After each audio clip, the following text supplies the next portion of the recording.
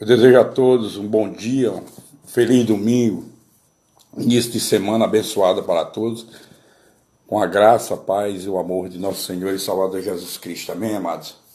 Eu gostaria, nesse instante, de fazer uma oração inicial para entrarmos então na nossa escola bíblica. Amém, igreja? Vamos orar. Pai, nesse instante nós queremos entrar diante da tua santa e gloriosa presença, meu Deus, inicialmente para te agradecer por tudo que tu tens feito por cada um de nós. Abençoa, meu Deus, tudo que queremos fazer aqui. Nós estamos nesta manhã de domingo querendo aprender um pouco mais da tua verdade, Senhor, através do ensino doutrinário, e que tu possas usar a boca do homem como instrumento para ministrar pelo teu Espírito Santo aos nossos corações. Abençoa ricamente quem já está conectado conosco, abençoa os que vão se conectar e assegura-nos, Senhor, um domingo de paz, de alegria, de muita saúde, meu Senhor, e segurança. É o que nós estamos te pedindo nesta manhã, e que o homem que vai ministrar esta lição desapareça completamente para que teu Espírito Santo possa comandar tudo e todos para a glória de teu santo nome. É assim que eu te oro e já te agradeço no nome de Jesus Cristo, que vive e reina por toda a eternidade. Amém, igreja? Vou botar aqui o microfone para ficar melhor o som.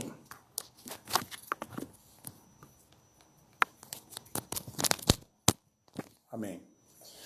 Vamos então abrir nossa lição, a 12ª lição. A 12ª lição da nossa revistinha, né? Da EBD. E eu vou ler aqui a leitura bíblica da classe, que é prevista lá em Lucas, capítulo 2, 40 a 52.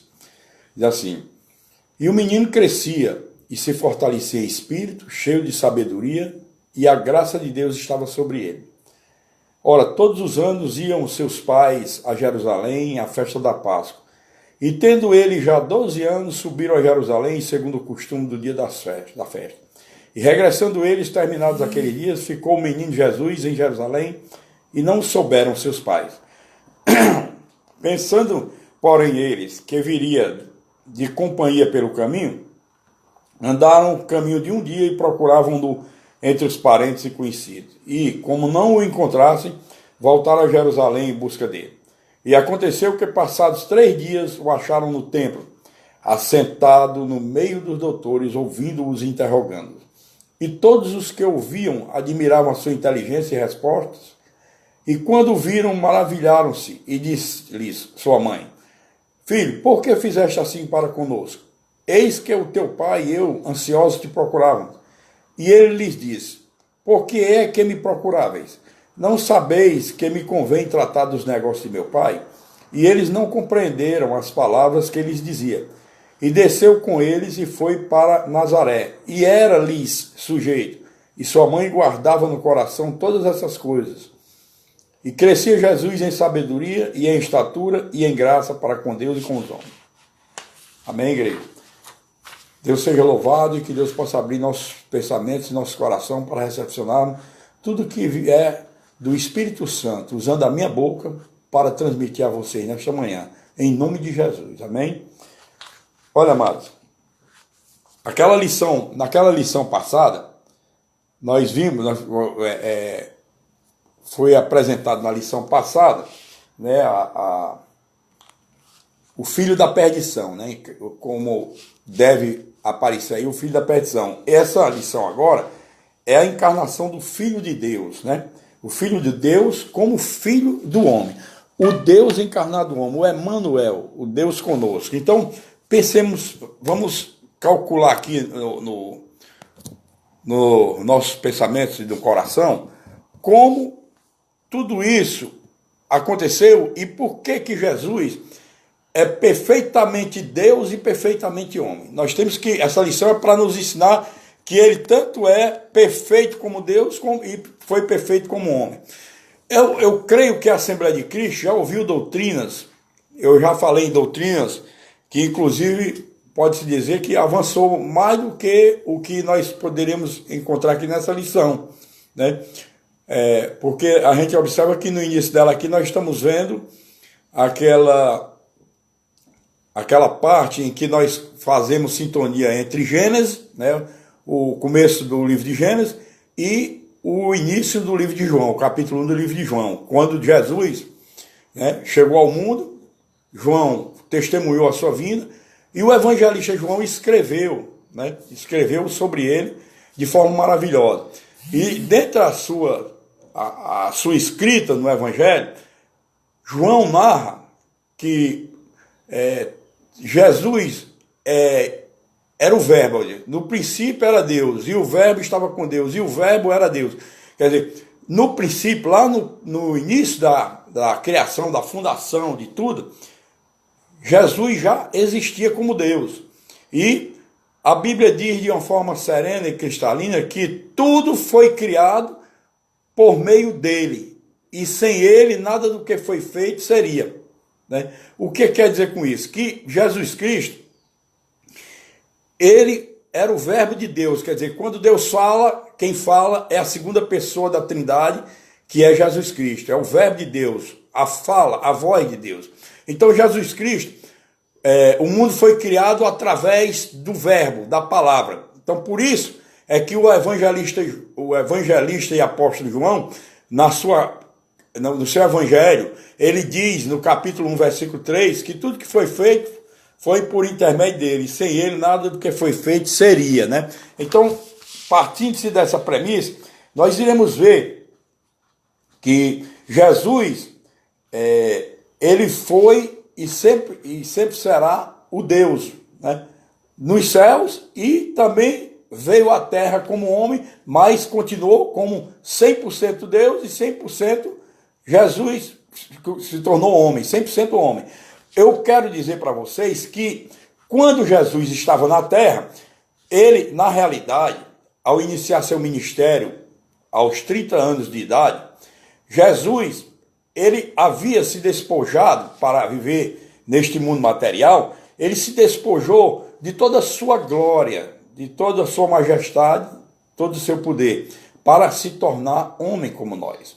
Aí muita gente fica indagando, mas, pastor, tem umas certas coisas que eu não entendo. Se ele era 100% igreja, 100% Deus e 100% homem, como isso se explica? Eu explico. A essência divina dele nunca foi afastada, porque ele era 100% Deus e 100% homem. Como homem, ele 100% homem, mas sem pecado. Ele não nasceu nem com o pecado original e nem com o pecado experimental. O que é isso, pastor? Com o pecado original é porque Jesus, ele não foi fruto da semente adâmica. Todos vocês sabem que ele nasceu, né? Ele foi gerado no ventre da Virgem, né? Foi gerado no ventre da Virgem Maria, né? Pelo poder do Espírito Santo, né? Por obra, graça e poder do Espírito Santo, ele foi gerado no ventre da Virgem. E como ele foi gerado no ventre da Virgem, ele não era fruto da semente adâmica, ele não tinha descendência adâmica. Essa semente adâmica, ela é só para os homens verdadeiramente naturais, todos os demais homens, que nascem de um homem e de uma mulher, né? Mas Jesus não. Jesus nasceu no ventre da Virgem, mas não por um relacionamento de homem com mulher, mas o Espírito Santo gerou Jesus Cristo no ventre dessa Virgem. Por isso que ele nasceu com toda a sua essência divina. Eu quero que vocês entendam isso. Eu estou explicando isso de uma forma mais salutar, porque se a gente for, eu espero que vocês depois leiam essa lição, essa 12ª lição, e vocês vão ficar compreendendo mais do que o que está entranhado dentro dela. Se vocês acompanharem todas as passagens da lição, vocês vão ver que vocês vão ficar mais entranhados dentro da própria lição e do conhecimento do que se eu seguisse completamente essa lição. Então, vamos em frente.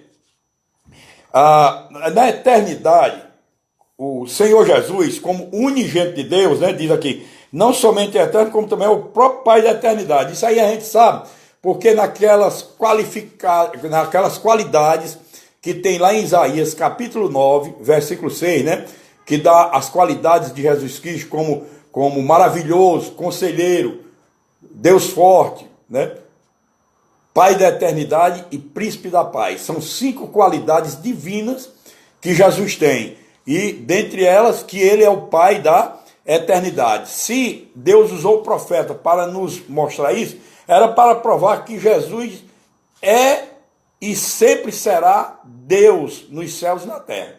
Ele veio como homem, e aí muita gente indaga. Eu já vi muita gente inteligente, pessoas que gostam de ler a palavra, muitas vezes chegam e me confrontam, né? Como pastor, como conhecedor da Bíblia. Ele diz assim: já que você estudou teologia, como pastor, me explique.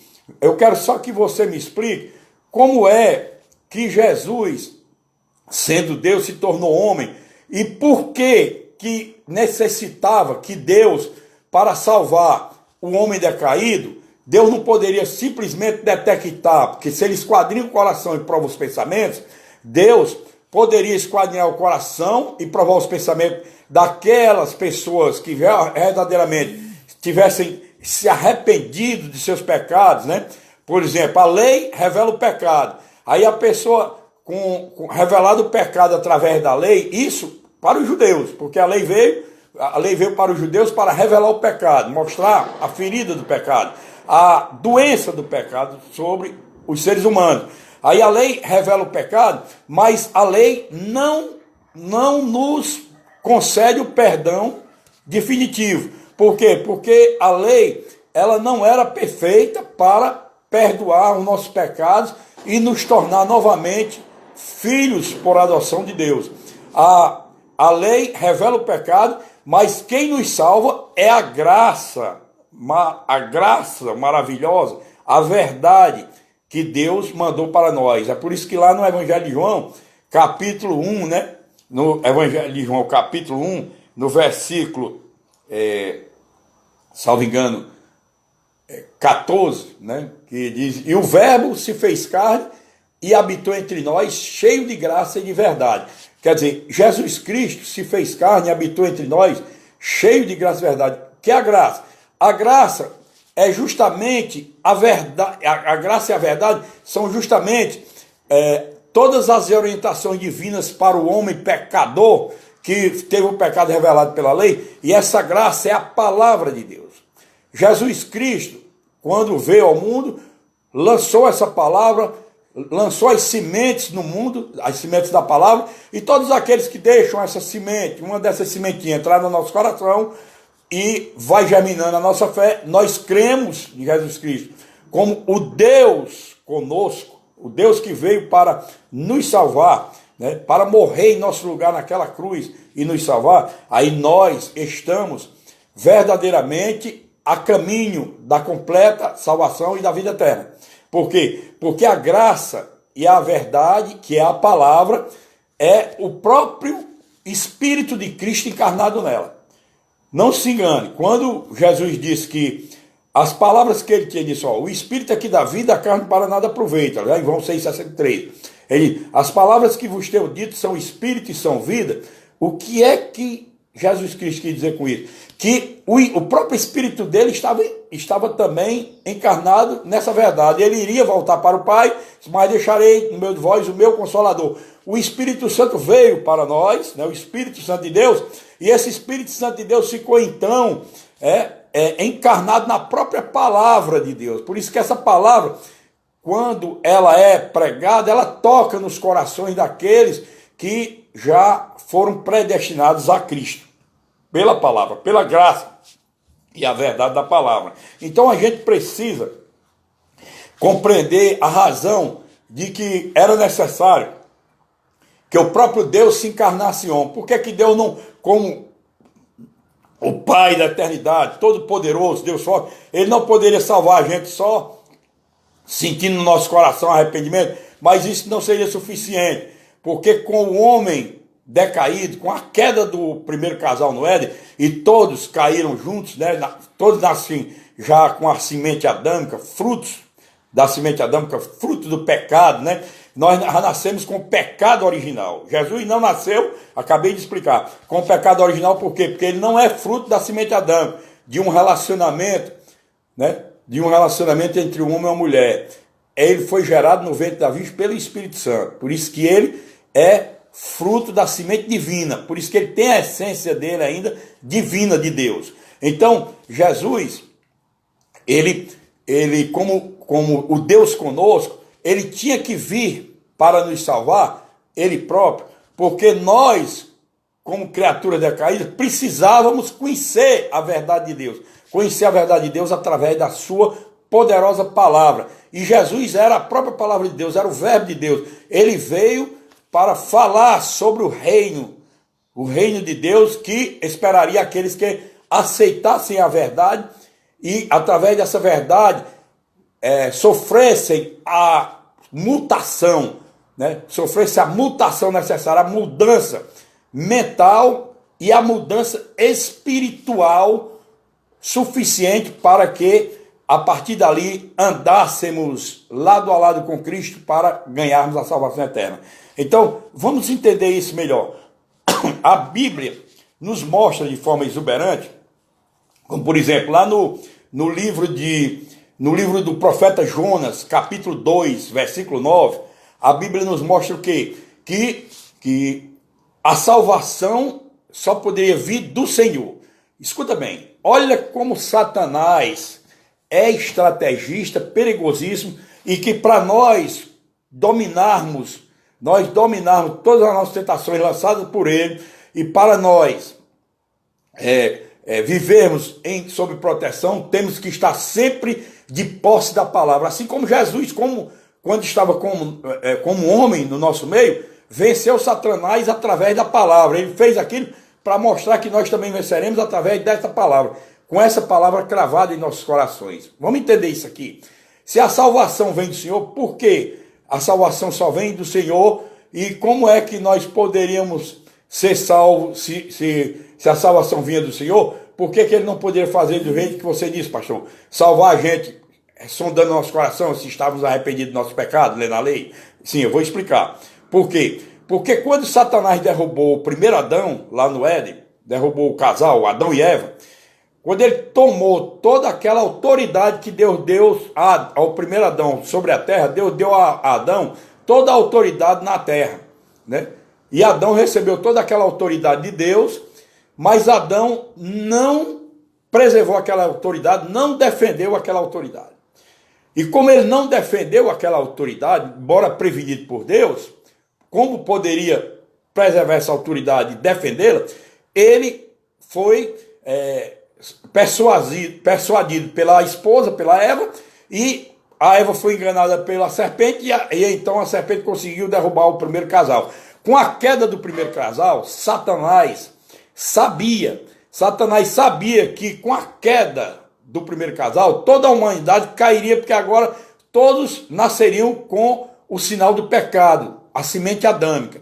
Então, se todos nasciam já com o sinal do pecado, não poderia mais haver resgate de toda a autoridade, de todo o poder que ele tinha tomado de Adão sobre a terra. Ele tomou todo esse poder de Adão sobre a terra. Deus entregou a Adão a autoridade sobre a terra, e Satanás arrebatou de Adão, quando Adão caiu. Então, com essa queda, nenhum homem nascido de semente adâmica poderia, mesmo que Deus quisesse operar em cima, ele poderia, porque ele nasceu com sinal pecado, e todo homem já nasce, né? Todo homem nasce em pecado. Por isso que lá em Eclesiastes, também na carta de Romanos, diz que não há um justo sequer na terra. Agora, Jesus nasceu, continuou como justo, um justo de Deus, porque ele era o próprio Deus encarnado homem, embora despojado da glória e majestade, né? Mas ele tinha a sua essência divina. O poder dele não era usado para ele usava a essência divina dele para os outros, para as pessoas, para os seres humanos, não para ele próprio, porque ele foi despojado para ele mesmo, porque ele tinha que se tornar 100% homem. Ele veio em carne, assim como nós somos constituídos de corpo, alma e espírito, nosso corpo é um corpo de carne, que veio do pó. Jesus também se tornou um corpo de carne. E quem disser que Jesus não veio em carne e sangue, como diz o evangelista e apóstolo João na primeira carta, quem não disser que ele veio em carne e sangue, diz que não é filho de Deus, né? É filho do maligno. Quem defender isso? Porque era necessário que Jesus viesse em carne e sangue, se tornasse 100% homem, perfeitamente homem, como ele também é perfeitamente Deus, para poder nos salvar, para poder resgatar de novo toda a autoridade e poder que Deus tinha dado a Adão, o primeiro Adão. O segundo Adão, que é Cristo, iria tomar, resgatar esse poder e autoridade como homem. Se não fosse como homem, não funcionaria. Então, por isso que veio Jesus.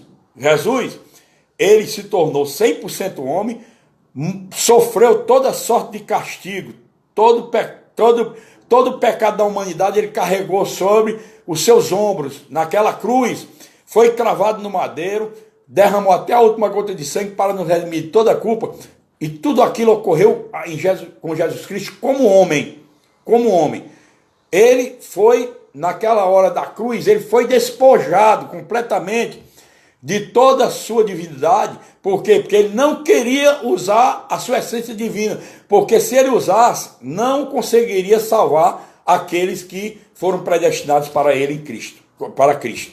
Então, Jesus, ele tinha que morrer como homem, porque a salvação vinha do Senhor, mas a salvação para um homem, para resgatar a autoridade que o diabo havia tomado de Adão, tinha que ser também um homem de carne, tinha que tomar aquela autoridade. Já que o diabo tomou de um homem de carne, de Adão, agora para resgatar tinha que ser um homem de carne. Só que nós, quando o diabo derrubou o primeiro casal, sabia que nós iríamos todos cair com o primeiro casal e todos nasceríamos de semente de Adão, que jamais ser humano vindo de um homem e de uma mulher poderia resgatar o poder e a autoridade que o diabo tomara de Adão. Por isso que o próprio Deus, na sua infinita sabedoria, planejou vir se encarnar homem para poder, encarnado homem, resgatar novamente a autoridade que foi perdida lá no Jardim do Éden para Satanás, que o primeiro Adão perdeu. Então, como Jonas diz também que a salvação vem do Senhor, o próprio Jesus era o Deus encarnado, homem. Vocês entenderam agora o que é o mistério da fé aí? A lição, essa liçãozinha aqui, ela não fala desses detalhes que eu te falei agora, porque isso aqui está num campo de uma teologia mais profunda, que a gente aprende muito com o joelho. Esse tipo de teologia, para a gente detectar na Bíblia, nós temos que jogar muito os nossos joelhos no chão e a boca no pó, para poder Deus ir revelando, abrindo a nossa mente, para a gente entender toda essa verdade. Não é só na teologia, o Instituto Teológico Humano, que a gente faz essa liçãozinha e vamos aprender só isso aqui que é o suficiente para saber dos mistérios de Deus. Quanto mais você se aprofunda na verdade de Deus, mais Deus vai se revelando para você. É por isso que ele diz, né? Que ele tem nem olhos viram, nem ouvidos ouviram, né? Nem jamais penetrou no coração humano o que Deus tem preparado para aqueles que o amam. Por quê? Porque quanto mais a gente vai mergulhando nessa verdade, vai amando mais a Deus, obedecendo essa palavra, mais Deus vai se revelando pelo seu Espírito nas nossas vidas e fazendo com que a gente aprenda mais e mais essa palavra. Você nem sente, você às vezes vai ficar, eu por exemplo, dou um exemplo para vocês, em nome de Jesus, às vezes eu fico pensando, meu Deus, eu nunca imaginei que eu iria saber tantos mistérios teus, como tu tens revelado a mim. Obrigado, Senhor, porque eu não mereço. Eu reconheço, meu Senhor, que eu não mereço isso, mas tu és um Deus tremendo que cumpre a tua palavra. Tu não enganas a ninguém. Quem te busca verdadeiramente, te acha, né? Como diz lá em Jeremias 29:13. Então vamos para frente aqui, amados. Ainda com essa lição explicado, agora por que tinha que ser Jesus para morrer naquela cruz e derramar até sua outra gota de sangue, porque ele tinha que ser um homem sem pecado. E ele realmente, ele não tinha pecado. Como um homem, ele nunca experimentou, ele não nasceu com o pecado original, porque não era fruto da semente de Adão, e nem o pecado experimental, porque ele não podia passar pelo pecado experimental, porque ele, com a sua essência divina, ele tinha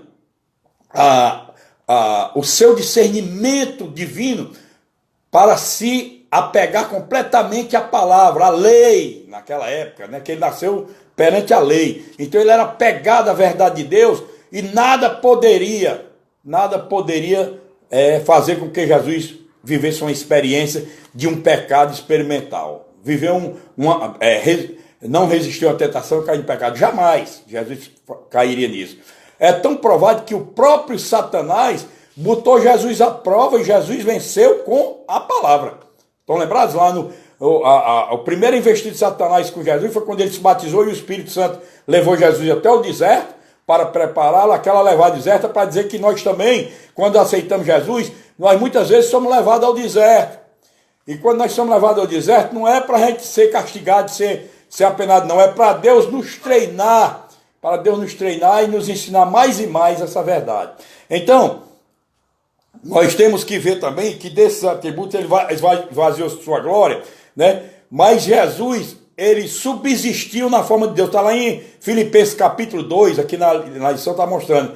Filipenses 2, versículos 5, 11, diz que ele subsistindo em forma de Deus, não julgou como usurpação ser igual a Deus. Embora ele subsistisse como forma de Deus, ele não julgou como usurpação ser igual a Deus. Ele não quis se sentir ser igual a Deus, tá certo? Antes, ele esvaziou-se completamente, assumindo a forma de servo, tornando-se em semelhança aos homens, ao homem.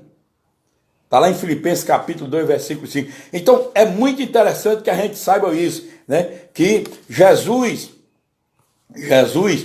embora fosse Deus, ele nunca julgou como usurpação ser igual a Deus, ou se apresentar como Deus.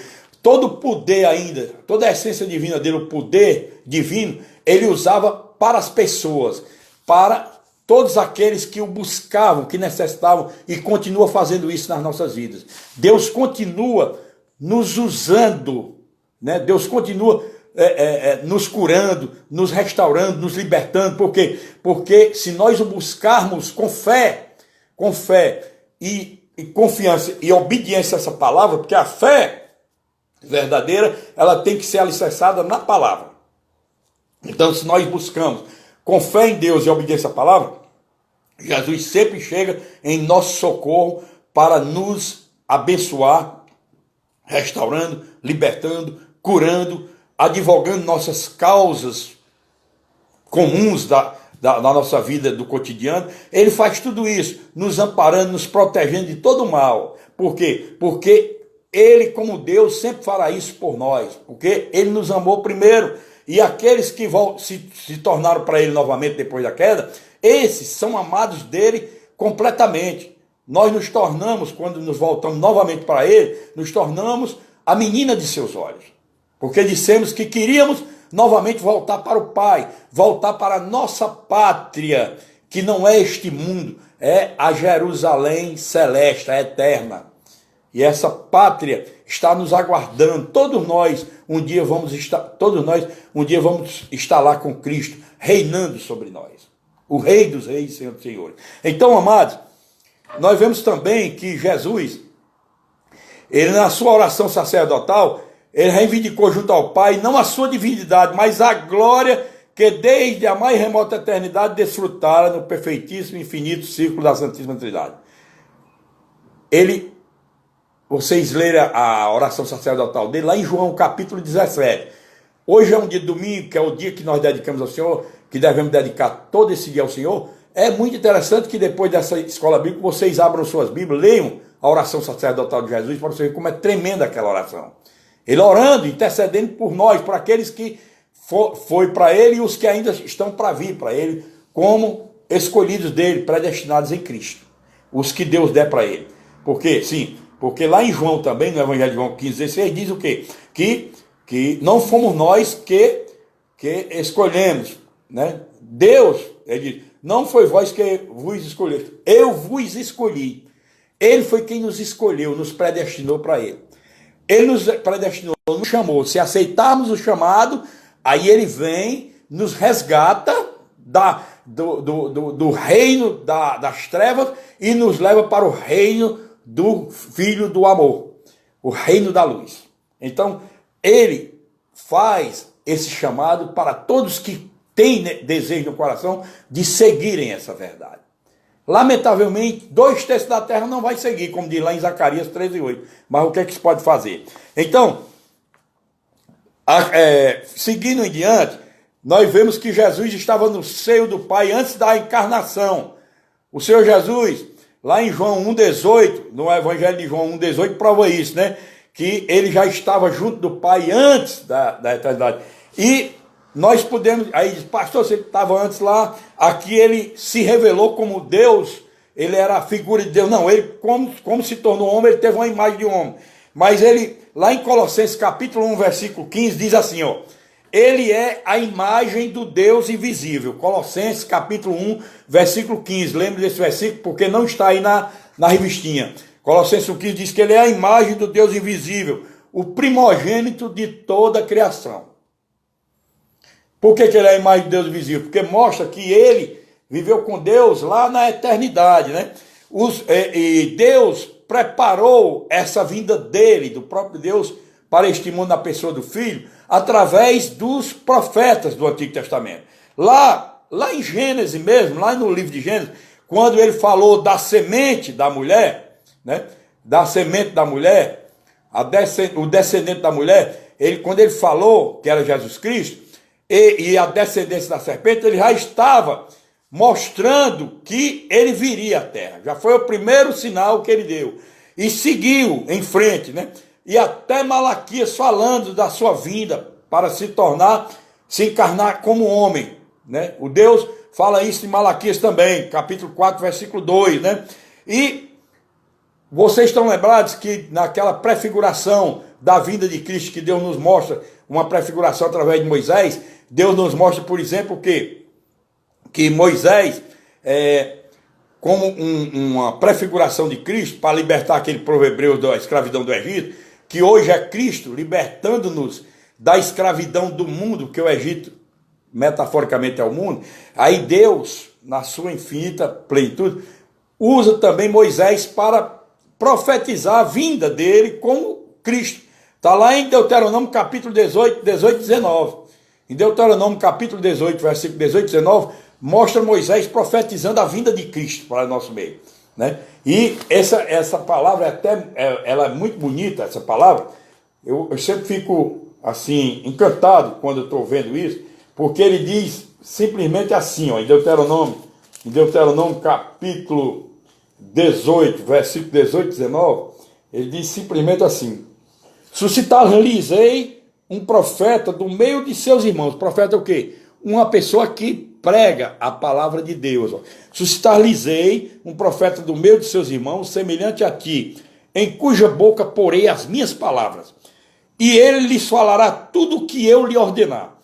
De todo aquele que não ouvir as minhas palavras, que ele falar em meu nome, disso lhe pedirei contas. Está entendendo porque aqui lá em Deuteronômio, ele diz que quem não ouvir as palavras dele, através desse profeta que era Jesus Cristo, ele pediria contas. Aí você diz, pastor, e a base bíblica lá no Novo Testamento? A base bíblica está lá em João, Evangelho de João, capítulo 12, versículo 48, que é o Evangelho do Filho de Deus. Foi Jesus que narrou tudo aquilo para João e escrevendo também.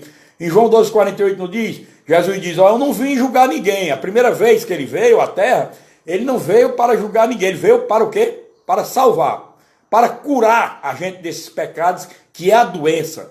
A doença das nossas vidas é o pecado. E por conta do pecado é que nós adquirimos doenças orgânicas, enfermidades orgânicas e enfermidades espirituais no nosso corpo físico. Ele veio e disse, eu vim para curar, para salvar vocês. Eu não vim para julgar ninguém. Ele disse, porque já tem quem vos julgue, né? A palavra vos julgará no último dia. Quem vai nos julgar é a palavra de Deus. Quem não seguiu essa palavra será julgado, amados. Quem não obedeceu vai ser julgado, porque foi Cristo que disse lá no Evangelho de João, capítulo 12, versículo 48. Nunca esqueçamos disso, por favor, em nome de Jesus. Sigamos. Ele é encarnado no Novo Testamento, como eu já falei. Aí vem agora. Jesus, ele era dotado de corpo, alma e espírito, assim como nós. Lá em 1 Tessalonicenses, capítulo 5, versículo 23, Paulo, pelo Espírito Santo, mostra que nós, seres humanos, somos uma tricotomia, corpo, alma e espírito. Mas Jesus também, que veio antes de Paulo, mostrou que ele, como homem, também era dotado de corpo, alma e espírito. Está vendo? Vocês veem isso aí na lição, quando, nessa lição, diz que ele é encarnado no Novo Testamento, mostra Mateus 27, 58. Em Mateus 27, 58, quando o Zé de Arimateia vai até Pilatos pedir autorização para retirar o corpo do Senhor das nossas vidas, Jesus Cristo, daquele Calvário, para sepultar. Zé de Arimateia pediu o corpo dele. Então ele era dotado de corpo. Lá em Marcos capítulo 14, versículo 34, Jesus mostra que tinha alma, né, como homem. Ele diz que a alma dele estava profundamente triste. Na hora daquela oração lá no jardim de Getsêmani, minha alma está profundamente triste. Então, Jesus é dotado também de alma. E lá em Mateus 27, 50, quando ele está já nos últimos estertores da morte, Jesus, ele ora ao Pai e entrega ao Pai o seu Espírito. Então, Jesus também, ele era possuidor da tricotomia, corpo, alma e espírito enquanto homem, enquanto Deus encarnado bom. Entenderam aí essa parte da lição? Ele nasceu na plenitude dos tempos, né? Ele nasceu na plenitude dos tempos. Paulo fala isso lá em Gálatas, capítulo 4, versículo 4 e 5. Né? Que vindo a plenitude dos tempos, Deus enviou seu filho, nascido de uma mulher, nascido sob a lei, para remir os que estavam debaixo da lei, para poder trazer verdadeiramente o perdão que nós necessitamos. Na lei, pela lei, os judeus todo ano tinham que ir fazer sacrifícios nos templos, sacrifício de animais, para poder receber perdão dos pecados que tinham praticado durante todo aquele tempo, aquele ano. Aí todo ano tinham que renovar, né, o pedido de perdão, sacrificando animais. Jesus, ele foi o Cordeiro Santo de Deus que tira os pecados do mundo. Ele foi o Cordeiro Santo, imaculado, o Cordeiro sem pecado, sumo bem, o justo de Deus, que morreu em nosso lugar e se tornou sacrifício vicário, sacrifício único para a nossa salvação. Porque com a morte de Cristo no Calvário, os nossos pecados foram todos redimidos, pagos. Nós fomos completamente perdoados dos nossos pecados e das nossas culpas. Amém, igreja? A gente tem que entender essa verdade. Em sua presciência, Deus levantou 3 significativos povos e culturas. Deus projetou que Jesus chegaria, o próprio Deus se encarnaria homem, quando existisse 3 culturas fortes, né? 3 culturas fortes, cada uma na sua área, né? Na sua área, para que toda a plenitude de Deus fosse manifestada através de Jesus Cristo. Ele usou a cultura judaica, a cultura helênica e a cultura romana. A cultura judaica porque era o Israel espalhado através da sinagoga por todas as nações, pregando, falando dos sinais que viriam, pregando a Torá, a lei de Deus, os profetas. E os gregos, porque viviam buscando sabedoria. Os gregos viviam na busca de sabedoria porque era a terra dos filósofos, né? dos sofistas, né? Contestavam do exagero a razão porque eles viviam mais alicerçados na razão. A fé deles era a razão, a racionalidade, diferente de nós. E os romanos, porque tinham o domínio, os romanos estavam naquela época no domínio do poder sobre as nações. Era um império que prevalecia.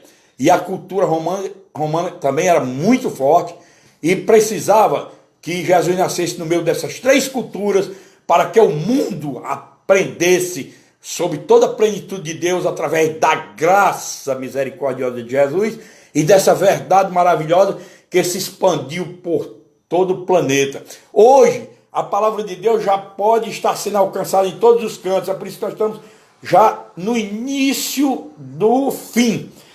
O relógio do tempo já começou a contagem regressiva. Por quê? Porque hoje, com as redes sociais, a internet em todo canto, as redes sociais, missionários evangélicos, missionários cristãos, tanto do lado evangélico como do lado dos católicos romanistas, todos espalhados por aí, pregando a pessoa bendita de Jesus Cristo, ele já está quase que completando em toda a terra a sua verdade. E quando o seu evangelho chegar até o último recanto, aí chegou a hora da prestação de conta, o grande dia do Senhor para os salvos e o terrível dia para os que não vão ganhar salvação. O grande e terrível dia do Senhor. Nós precisamos entender isso em nossos corações. Dando seguimento, eu queria mostrar também, né, que Jesus, ele foi o último Adão, o segundo Adão. O primeiro Adão, ele fracassou no Éden, mas o último Adão triunfou, tanto no deserto como triunfou também lá no Calvário. Ele triunfou no deserto, a Satanás. O primeiro Adão perdeu, né? Perdeu a batalha com Satanás e perdeu então a autoridade que Deus havia dado a ele. Mas o segundo Adão resgatou essa autoridade porque venceu Satanás 2 vezes seguidas, né? Primeira vez lá no deserto, quando Satanás quis pôr Jesus à prova, e Jesus, usando a poderosa palavra de Deus, venceu Satanás nas 3 tentações do deserto. Depois, Satanás ainda tentou até o último momento lá na cruz, né? Até aquele último momento, nos últimos momentos, ele ainda quis tentar derrubar a salvação dos homens. Ele quis manter a sua autoridade sobre a terra, porque Jesus estava completando a vitória naquela cruz. É por isso que diz, onde está a morte? Né? O teu aguilhão. Por quê? Porque Jesus venceu a morte na cruz. Né? A aparente derrota de Jesus representava vitória para nós. A sua morte representava vida para aqueles que recebem a salvação. As suas chagas que foram provocadas no seu corpo santo, sem pecado, o justo, sumo bem, todas aquelas chagas representavam todas as curas que necessitamos no nosso corpo, na nossa alma, para vivermos glorificando o nome do Senhor. Então a gente precisa entender que o segundo Adão venceu lá na cruz também. Vocês estão lembrados que no último momento, Satanás ainda usa aquele mau ladrão para ficar tentando Jesus, querendo que Jesus, por alguma soberba, vaidade, orgulho, reagisse aos insultos daquele mau ladrão, né? Contrariamente ao bom ladrão que reconheceu seus pecados, seus erros, reconheceu que merecia morrer naquela cruz, aí pediu a Jesus que se lembrasse dele, e Jesus disse, ainda hoje estarás comigo no paraíso. Mas aquele mau ladrão não, estava possesso de Satanás, ele queria que Jesus quebrasse o regramento. Jesus não poderia morrer como homem naquela cruz, porque se ele morresse, o diabo perderia toda a batalha e seria derrotado, como foi derrotado ele e todos os seus anjos caídos, todos os seus demônios. Lá em Colossenses capítulo 2, versículo 15, diz que Jesus envergonhou todos os demônios, todas as caixas de espíritos malignos, demônios que viviam com Satanás. O diabo foi derrotado na cruz por Jesus Cristo. Colossenses 2,15. Então, entendamos isso, que o primeiro Adão realmente era uma alma vivente. Por quê? Por que ele era uma alma vivente? Porque para ele ter vida, Deus soprou nas narinas dele, o primeiro Adão. Era uma alma vivente. É por isso que diz aqui, lá em 1 Coríntios capítulo 15, versículo 45, o primeiro Adão e o segundo Adão. O primeiro Adão era uma alma vivente e o segundo Adão era um espírito vivificante. Por que era um espírito vivificante? Porque era o espírito que nos dá vida. E qual é o espírito que nos dá vida? O espírito que está de Cristo, que está encarnado na palavra. E esta palavra, ela nos dá vida, nos restaura, nos liberta, né? E nos dá todo poder e autoridade para vencermos todas as tentações e vivermos neste mundo agradando ao Senhor. Louvado seja o nome de Jesus, amados. Louvado seja o nome de Jesus, porque ele é tremendo. A perfeição espiritual e moral de Jesus, como já frisamos, essa perfeição espiritual e moral de Jesus, como sumo sacerdote, é explicada da seguinte forma. Todos os sacerdotes humanos, pastores, padres, líderes espirituais, de tudo quanto é de seitas, de religiões, né? Eu estou falando agora dos cristãos, vamos falar dos cristãos. todos os sacerdotes cristãos, todos nós somos sacerdotes cristãos, mas se algum de nós for chamado para liderar parte das ovelhas de Deus, como pastores, nós temos que entender o seguinte, que nós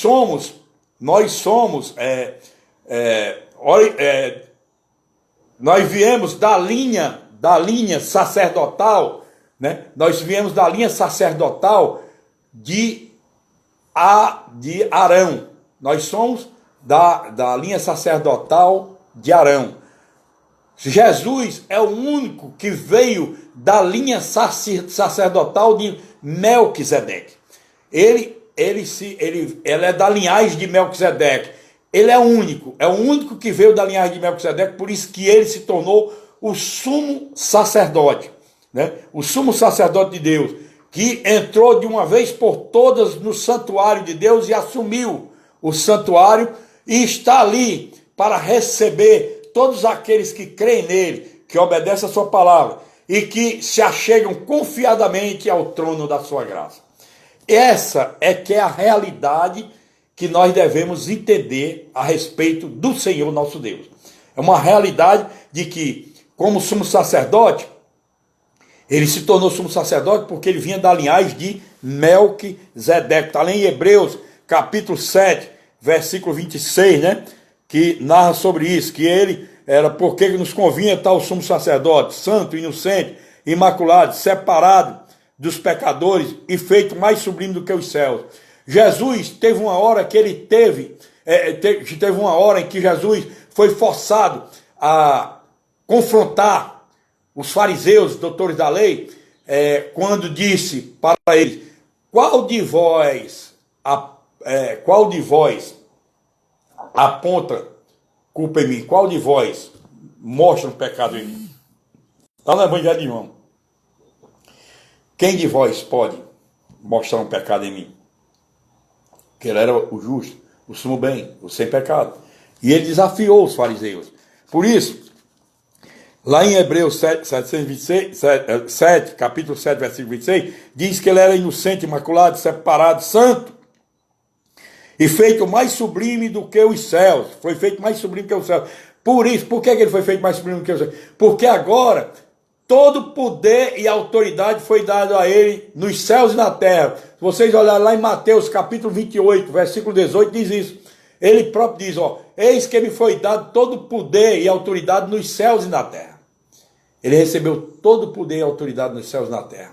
É esse Jesus Cristo, o sumo bem, o justo, que nos amou tanto, no inefável louco amor, e morreu por nós naquela cruz, depois de sofrer toda sorte de castigo, depois de viver num mundo de perseguições, de aflições, mas morreu por nós para nos assegurar, filho, filha, creiam, ouçam a voz do Espírito, do meu Espírito na palavra, recebam essa palavra, cumpram-na, e ela vai te curar, vai te libertar, vai te restaurar e vai te tornar mais do que vitorioso em mim, como teu Senhor. Deus está nos alertando para isso nesta manhã. Confia no Senhor, espera nele e tudo ele fará por ti. Basta que tu creias sem duvidar e que tu recebas essa palavra no profundo da tua alma e que esta palavra possa cada dia mais te fortalecer para que tu possas resistir a todas as tentações deste mundo. Tentados nós somos demais, amados.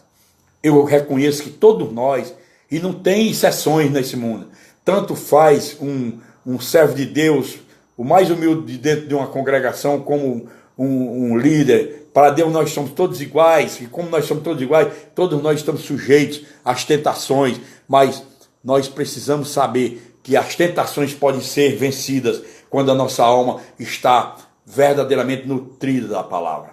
Nós precisamos nos nutrir cada vez mais dessa palavra e aceitá-la em nosso coração e vivermos com ela sempre na nossa boca aqui, na língua, para soltá-la, distribuí-la sempre que houver uma investida do inimigo de nossas almas contra nossas vidas, ou para também nós trazermos salvação para alguém. Nós levarmos essa palavra de salvação que Cristo nos ensinou porque ele nos ensinou que nós temos que cumprir a grande comissão. Ide e fazei discípulos por todos os locais, né? Ide pregar esse evangelho. E quando nós fazemos isso, Deus nos recompensa de forma grandiosa, de forma maravilhosa, porque ele é Deus e Deus não é homem para que minta, nem filho de homem para que se arrependa. Está lá em Números 23, 19. Então, meus amados irmãos, que neste domingo eu possa ter transmitido o espírito dessa lição, o espírito desta palavra que estava nessa lição, eu possa ter distribuído esse ensino maravilhoso que está nessa revistinha de uma forma didática, que vocês tenham entendido um pouco mais todo o mover de Deus, todo o projeto dele para nos salvar, trazendo Cristo ao mundo, encarnando-o como homem, e ele se tornou perfeitamente homem e perfeitamente Deus. Ele era perfeitamente Deus e perfeitamente homem. Por quê? Porque ele, na essência divina, nunca saiu dele essa essência divina. Mas essa essência divina dele só era usada para os homens, nunca para ele. Ele nunca usou a essência divina dele para ele. Ele usava para os homens, ministrando curas, fazendo maravilhas, libertando as pessoas de possessões demoníacas, curando enfermidades, fazendo cegos enxergarem, fazendo paralíticos andarem. Toda essa essência divina ele fazia em favor da humanidade, daqueles que o buscavam verdadeiramente, e o buscavam e o encontravam, porque ele não poderia ser violado a palavra que ele dissera aos profetas: buscar-me-eis e me achareis quando me buscar de todo o vosso coração. Buscar de todo o coração é buscar com instância, com fé, e Deus responder nas nossas vidas.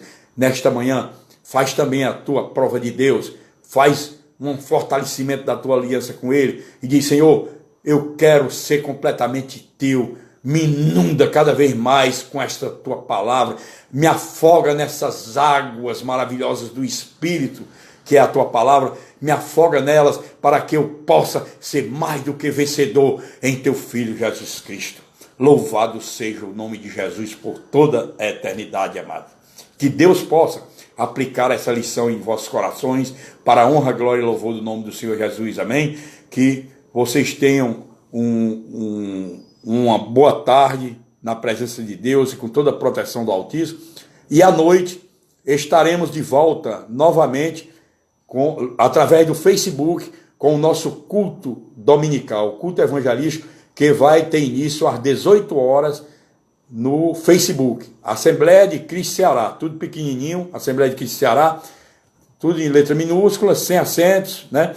E vocês à noite terão mais um encontro com Jesus Cristo, para a glória e louvor do nome de Jesus, através da poderosa palavra de Deus. Fiquem todos na graça, na paz e no amor de nosso Senhor e Salvador Jesus Cristo. Amém, igreja? Deus abençoe a todos, em nome de Jesus.